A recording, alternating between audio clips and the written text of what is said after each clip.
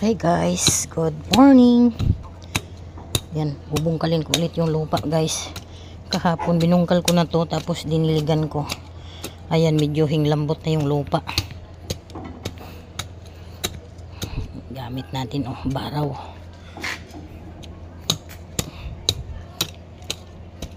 Ito, tataniman ko ulit ng gulay.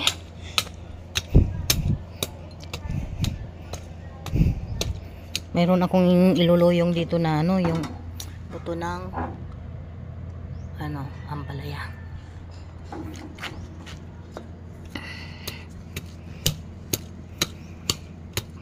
Kasi sayang yung lupa. Dati kasi ang tanim dito is mga bulaklak. Wala naman ng mga bulaklak, hindi na nagtanim ulit. Kaya dati ko na tong nataniman ng mga gulay. Tapos hinintuan ko na dahil yung lupa ay payat na.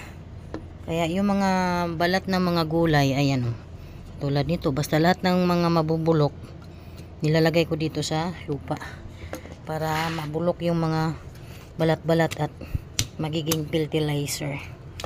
So ayan siya guys.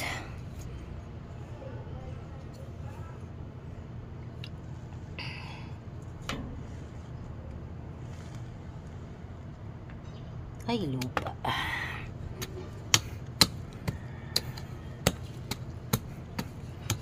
Kailangan lang magsipag para makapagtanim ng gulay.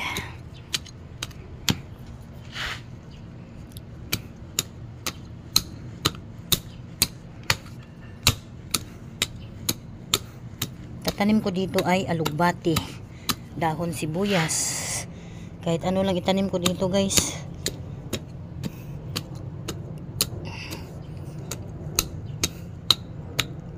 Basta mabubuhay siya.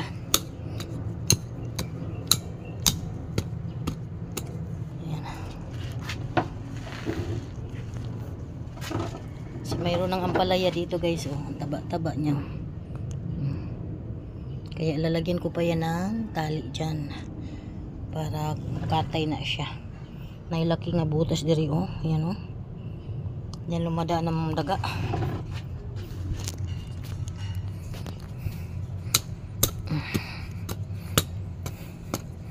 Yan, medyo lumambot yung lupa guys.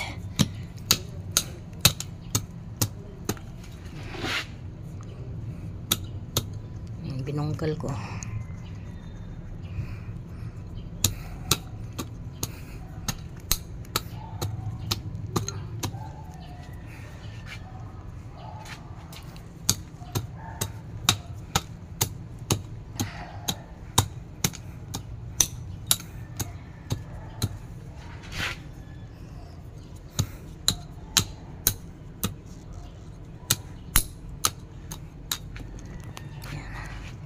Lumambot na ang lupa.